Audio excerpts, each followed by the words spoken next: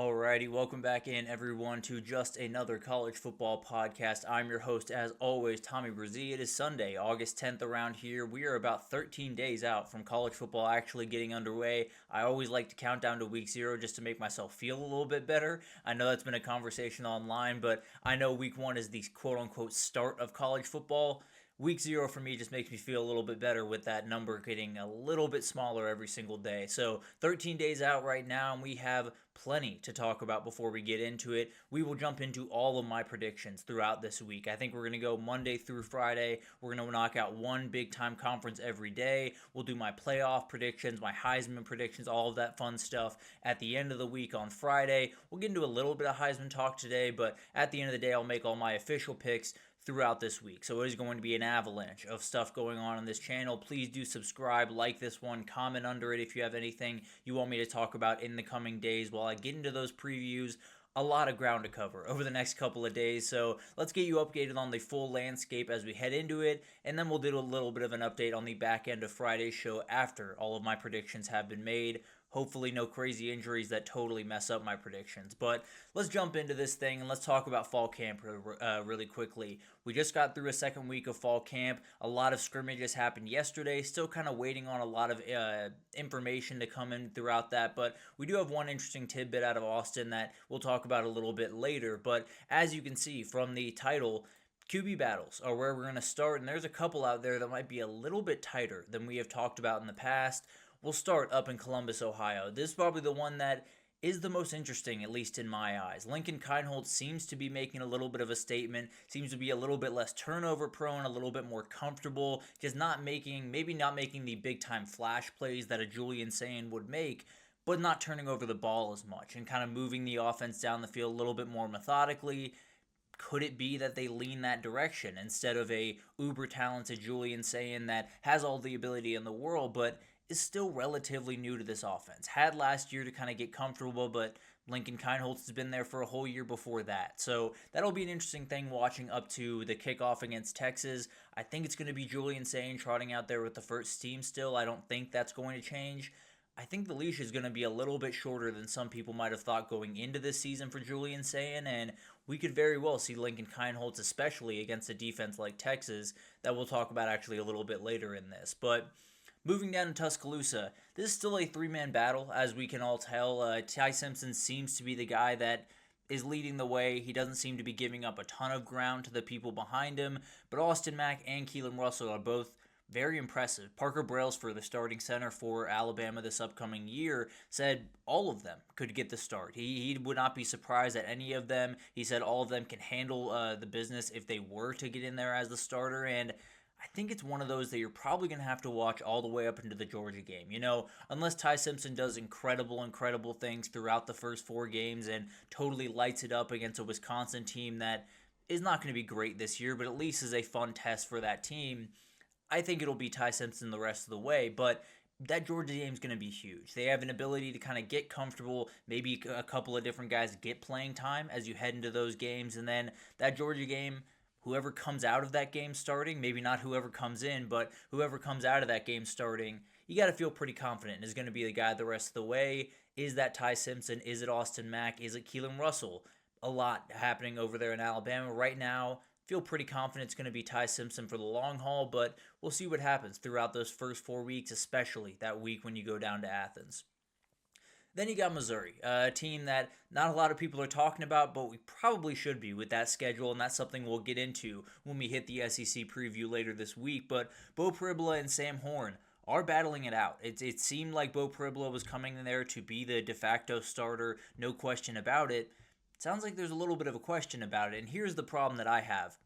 I think when you're talking about Ohio State and you're talking about Lincoln Kienholz against Julian Sayin, I think you have 2 guys that can play really good football there. And I think because of that offense, because of the way it works, because of the success Ryan Day's had with quarterbacks, you got to feel confident that whoever wins that job, they're going to play good football. And it's not to say Missouri is totally different. It's just to say the talent level takes a little bit of a step down here. And if Beau Pribula has not come in and taken over that job, that makes me a little bit nervous. I think Sam Horn's a talented player, and I think he's going to be a solid player for them going forward, maybe this year, maybe next year. But he is someone that I don't think sets himself apart in a certain type of way. And I thought Bo Pribula would have won the job by now, if I'm being totally honest.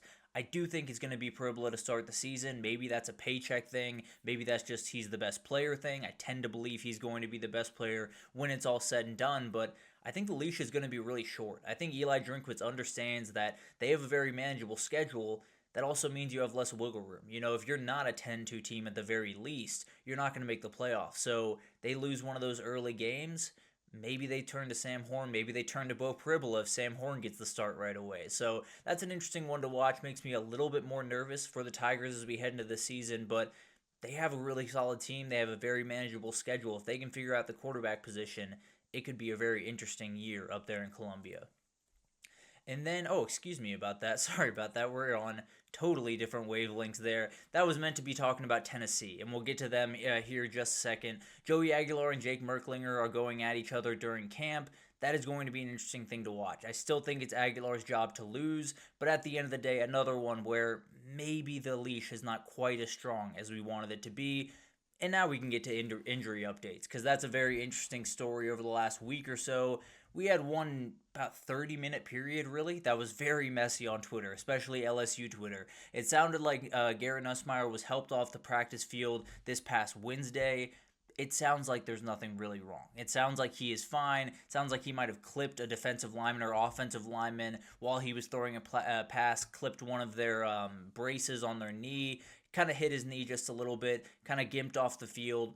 It sounds like he's fine. It sounds like there's no lingering stuff there. He has patellar tendonitis, which is a thing to semi-worry about, but sounds like it's something that he's dealt with for quite some time.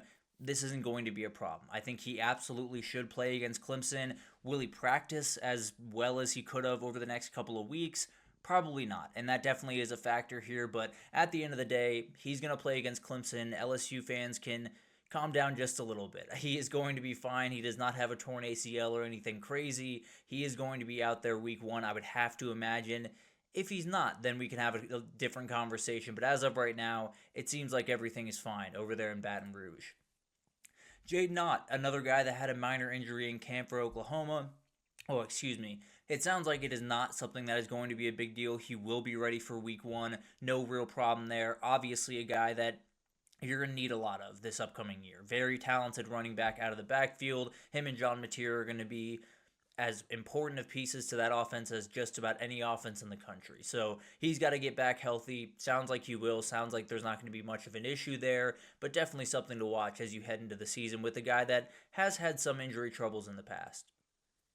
And then Dallas Wilson, the uniquely talented wide receiver freshman over there at Florida. He is out right now. The severity and timeline is relatively unknown, but doesn't sound confident, at least in terms of that first week or those first couple of games. For Dallas Wilson, he's got to find his way back pretty soon because they do have Miami early. They have Notre Dame early on that schedule. They got a lot of things coming at them very quickly. Not Notre Dame. I don't think. At the end of the day, they have a lot coming at them very quickly early on in that schedule.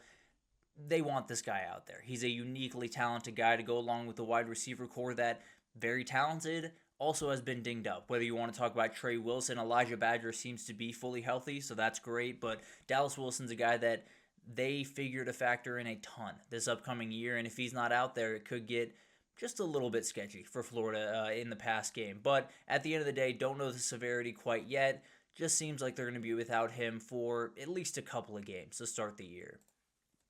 Moving on to a little bit more general news, sounds like the wide receiver core down there in Athens is for real. They added Noah Thomas and Zachariah Branch in the portal as kind of the mainstays, the important names in that group, but then Colby Young is making play after play. Obviously had a tumultuous last year in 2024, got in a little bit of trouble off the field. Sounds like he's come back and made everything of the opportunity he's been given. Sounds like he's a big-time leader in that room that is a little bit all over the place right now, and he's making big-time plays, which is massive for that offense. Absolutely something that they were going to need going into the season. Sounds like London Humphreys is playing really good football, a transfer piece from Vanderbilt last year that never quite hit where they thought he was going to, but very talented kid nonetheless. Sounds like he might be turning a corner. And then you got Dylan Bell there as well, obviously going to be a huge piece for that offense, a kind of gadget piece at times for them. But on paper, this is a top 5, top 10 group in the country, If they can put it together on the field and Gunnar Stockton can get comfortable throwing the ball to these guys,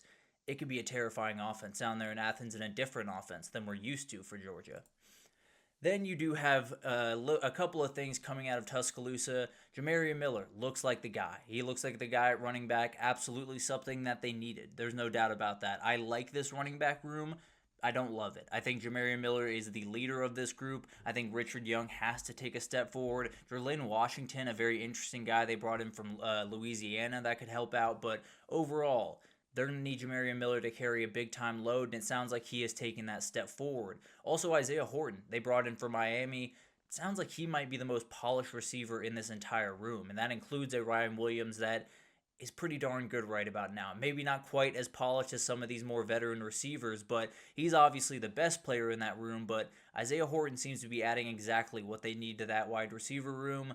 He could be a breakout player, and it could be that Alabama has 3 800-yard receivers, but no 1,000-yard receivers. That's how good this group is. That's how deep this group is, and how variable I think this group could be in 2025. It sounds like Isaiah Horton is doing everything and more that they're asking of him. Heading up to Ann Arbor, Michigan, and still some stuff to happen off the field, and we can get into that in time. It sounds like some penalties could be coming down here pretty soon, but that's obviously something we can cover at a different time. Sounds like the offense looks pretty good. Obviously, all of this is up in the air. We don't know what it's going to look like until they get on the field, and we're able to see this. That Oklahoma game is going to be really interesting, especially for this offense. But Justice Haynes and Jordan Marshall seem to be doing the job at the running back position. Donovan McCulley, coming in from Indiana, seems to be a big-time player. I really like Andrew Marsh. Haven't heard a ton about him as they've been going throughout camp, but I think Andrew Marsh is probably the most talented, just outright talented kid in that room. Although he's a freshman, I think he could be a big-time player in. You got Bryce Underwood. I think you upgraded that quarterback. He obviously is going to be the starter for them. He's got to be ready to roll. If they can get above average offense, if they can get average offense at the end of the day, they are going to be a really dangerous team and one that's going to be really hard to deal with because that defense is going to be terrifying. Speaking of terrifying defenses, down in Austin, it sounds like the defense is giving the offense fits. And now there have been a couple of breakthrough performances. I believe in the scrimmage yesterday, the big talk was Ryan Wingo had a great day. So Ryan Wingo, Arch Manning, that seems to be a connection that's working out very, very nicely. That being said, it sounds like the offensive line is very much struggling with this defensive line, and that's the big-time question going into this year, especially after Andre Kojo went down. Sounds like Nick Brooks, the backup right tackle, did go down in this scrimmage. Doesn't sound like it's super serious, but something to keep an eye on over there in Austin. They've had a couple of people get dinged up otherwise, but doesn't sound like there's any huge injury news coming out of that scrimmage, which is massive, obviously, for a team that had quite a bit of bad injury news heading into last season, but this is not surprising to me in any way. I think the defense at Texas might be the best in the entire country. So it could be that Arch Manning is facing the best defense he's going to face all year right about now. So I think it's going to be as advertised for the defense. You do want to see the offense take steps forward. So if it comes to next week and we hear that the offense got rolled over in the scrimmage again, then maybe you get a little bit nervous. But at the end of the day, I think they're probably right where they expected to be, with a great defense and an offense that definitely needs to take some steps forward. So that'll obviously be an interesting thing to watch. I think everyone's looking for reasons to watch what Arch Manning's going to do down there. It could very well be that he's facing the toughest challenge he's going to face right about now. So we'll see how all that unfolds. Obviously going to be something to watch in. Those quarterback battles, I think they're going to work out pretty normally. I think it's going to be Julian Sayin at Ohio State, Joey Aguilar at Tennessee. I think it's going to be Bo Parabola at Missouri. I think it's going to be Ty Simpson at Alabama.